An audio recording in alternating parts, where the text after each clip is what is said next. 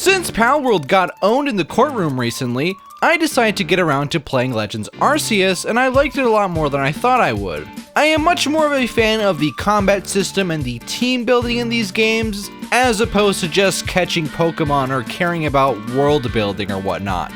So I thought I wasn't going to like this game very much. I was wrong. Kind of. First off, I gotta say, I hated the first 30 minutes or so. It's mostly comprised of just talking with a few moments of gameplay before going back to even more talking.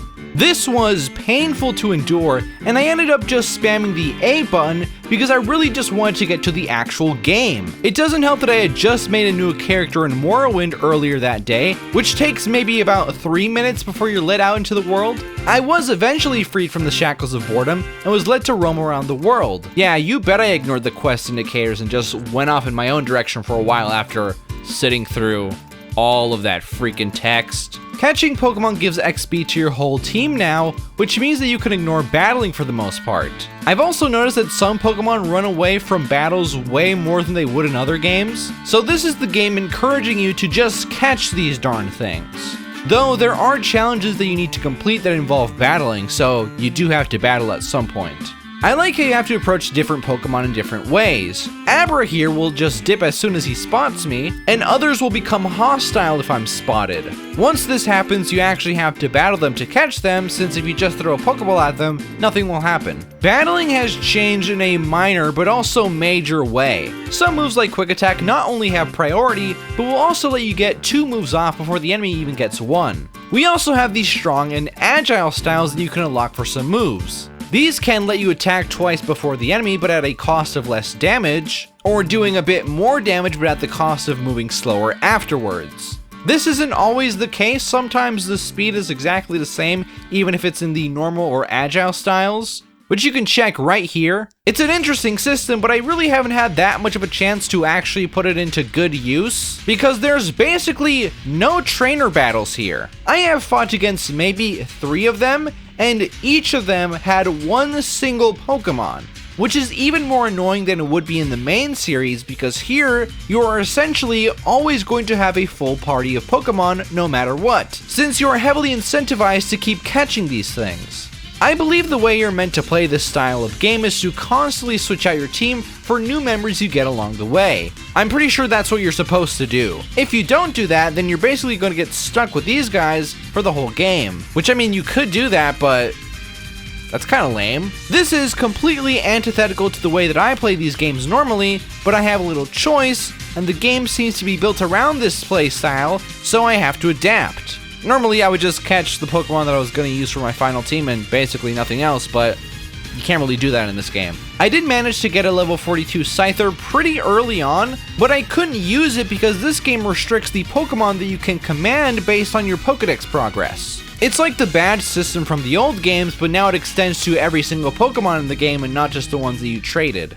That being said, it isn't very difficult to get past this limitation. You could grind out the requirement pretty quickly. The thing is though, since there's almost nothing to fight that would warrant going after such a high level advantage early on, I really just didn't bother. Why do I need this guy? For what? There's nothing here to fight. Don't need him. And I think by the time I would get it, my normal Pokemon would be close to that level anyway, so who cares? I faced the first 2 boss Pokemon, if you can call them that. It was a lot easier than I thought it was going to be. I did like the mix of both combat and the ball throwing mechanic. It felt very cohesive. Though yet again, I would have preferred an actual boss fight with, the battle mechanics that are in the game. You don't actually get to catch these Pokemon because the primitive morons that live here worship them as some saints or something. Really stupid. I hate that. I hate Gen 4's stupid making Pokemon god shit, and it's creeping into this game and I hate it. I don't know, maybe not. I didn't read the text very carefully, so maybe that's not what's happening, but I'm pretty sure that's what's happening. I really like the resource collecting. It never felt intrusive to the experience. Maybe I'll get sick of it later on, but as of now, it's okay. I kind of enjoy it. It gives you something to do. You also get experience with the Pokemon you use to get these things, so there's an actual reason to pick which Pokemon you throw at a thing. Although it's a very little amount of XP, but every little bit counts, I guess. Crafting is neat. You can also buy the items if you would rather do that, but You really shouldn't. You really should just craft the things. It took me a while to find the place you're supposed to heal to, because after you go back to the professor and go back to town, your like Pokemon get automatically healed, so I didn't really need to find this place, but after a while I was like, I probably should.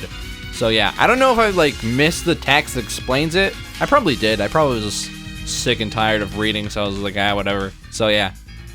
Probably just a me thing. There are many fetch quests in the game that you can do to get additional items. Some being bring me X Pokemon, other being bring me X item. Since you're going out anyways, there really is no reason not to just do it. They're pretty simple most of the time.